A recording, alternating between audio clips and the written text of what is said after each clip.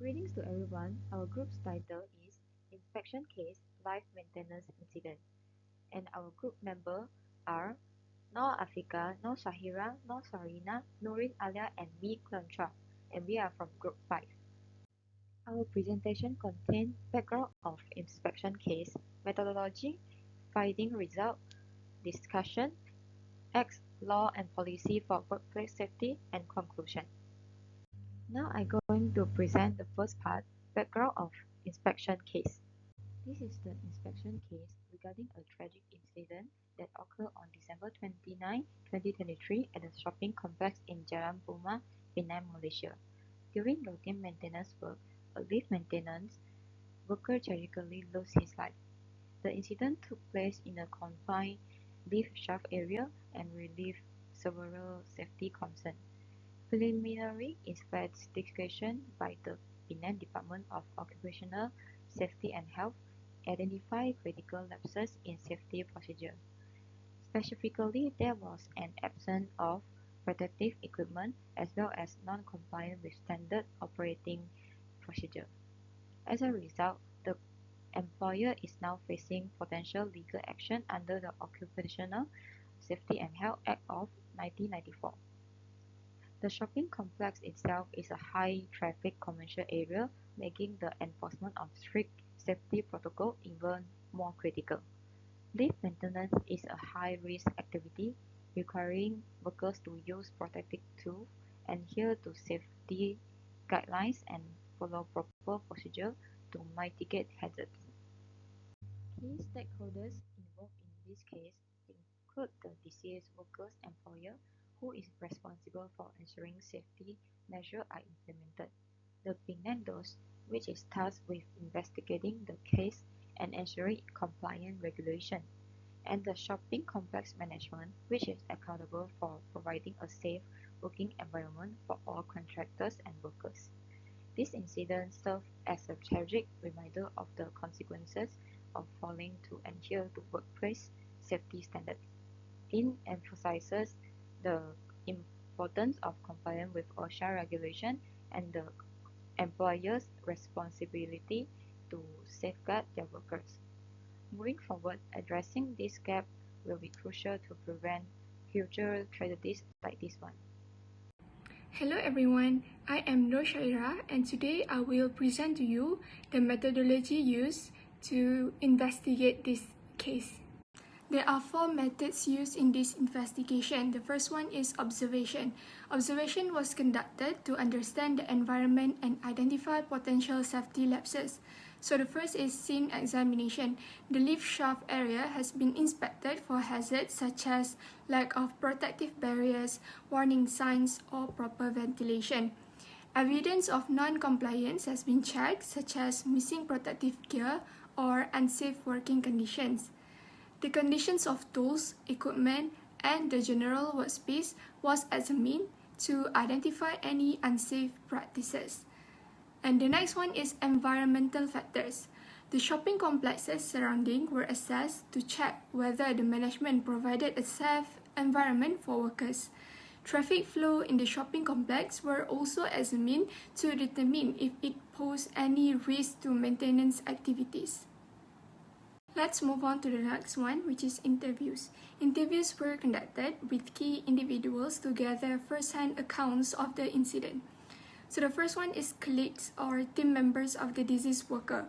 Discussions were held to gain insights into the disease safety practices, training, and tools used during the incident, and to confirm if standard operating procedures were followed. An employer of the deceased worker. The employer was questioned about the safety measures implemented, the provision of personal protective equipment, PPE, and compliance with OSHA 1994 regulations. Next, shopping complex management. The management was interviewed to understand their safety protocols for contractors and their role in ensuring a secure work environment. Next, eyewitnesses were also interviewed. Statements were taken from eyewitnesses to reconstruct the events leading to the incident. Next, the OSH representative. Discussions were held with the OSH officials to review their preliminary findings and assess past compliance records of the employer and shopping complex.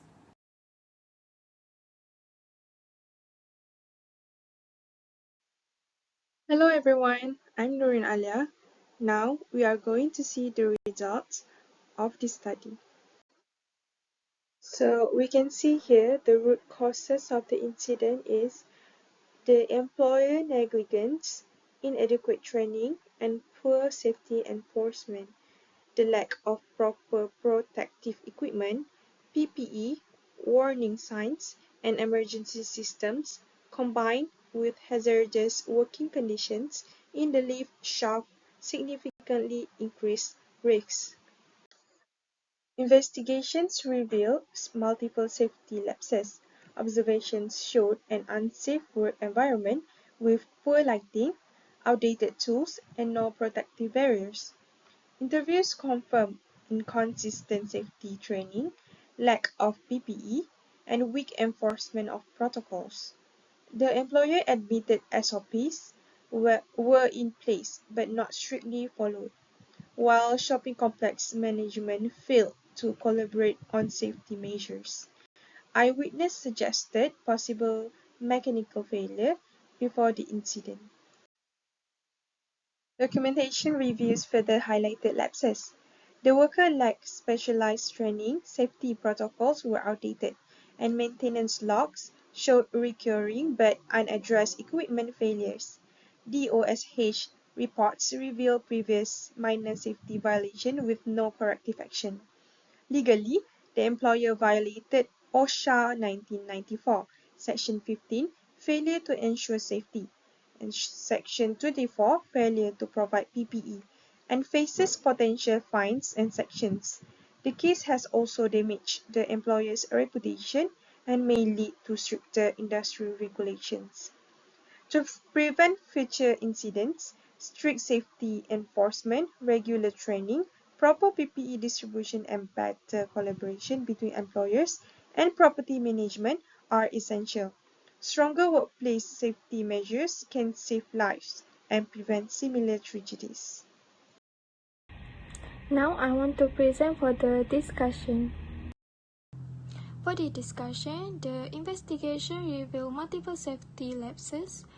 Firstly, the employer did not comply with OSHA regulation, lack of personal protective equipment, and inadequate safety training. Existing safety procedures were poorly enforced and documentation like SOP was outdated. Also, the management of the shopping complex failed to communicate safety requirements effectively to the contractor. Next, this incident underscored the shared responsibility of various stakeholders. So first, employers are accountable for equipping workers with the necessary PPE, enforcing SOP, and ensuring proper training. So the management of the shopping complex must ensure a safe working environment and conduct joint risk assessment. And also, DOSH plays a critical role in increasing enforcement and conducting regular safety inspection. Next, the incident has effect not only on the family of the victim, but also on the employer, who now face legal action initiated by DOSH.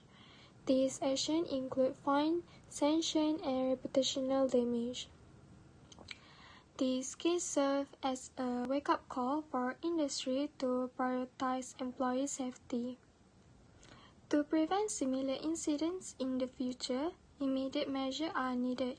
So these include conducting frequent, specialized safety training, updating and enforcing SOP, and introducing incentives to encourage safety compliance. Also, stronger safety oversight and periodic inspection should be implemented to ensure a safer workplace. By addressing these weaknesses and implementing the recommended improvement, we can create a safer environment for workers and prevent such tragedies from recurring.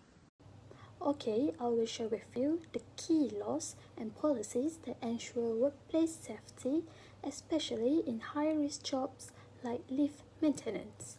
These frameworks aim to prevent accidents and protect workers while guiding employers in creating safer work environments. The first act or laws is the OSHA 1994. OSHA 1994 aims to provide training, personal protective equipment or PPE, and safety protocols. Employers must also monitor compliance to avoid accidents with penalties for violations. The second act is the Factories and Machinery Act 1967. This act regulates machinery safety, requiring regular inspections, certified operators, and also the protective equipment. It ensures machinery like lift is safe to use and well maintained. Next, we have the Employment Act 1955. This act protects employees by mandating safe conditions, proper equipment, and fair compensations. Workers can report unsafe conditions without fear, ensuring collaborative safety efforts. Additionally, to prevent accidents and protect workers, we have the National Council for Occupational Safety and Health or NCOSH policy. NCOSH promotes safety through workplace committees, audits, and training programs. It fosters a culture of safety and ensures proactive hazard prevention. Last but not least, all the company in Malaysia should follow the hazard identification, risk assessment, and risk control, or we call it as HIRAC. HIRAC helps identify risks, assess their severity, and implement safety measures.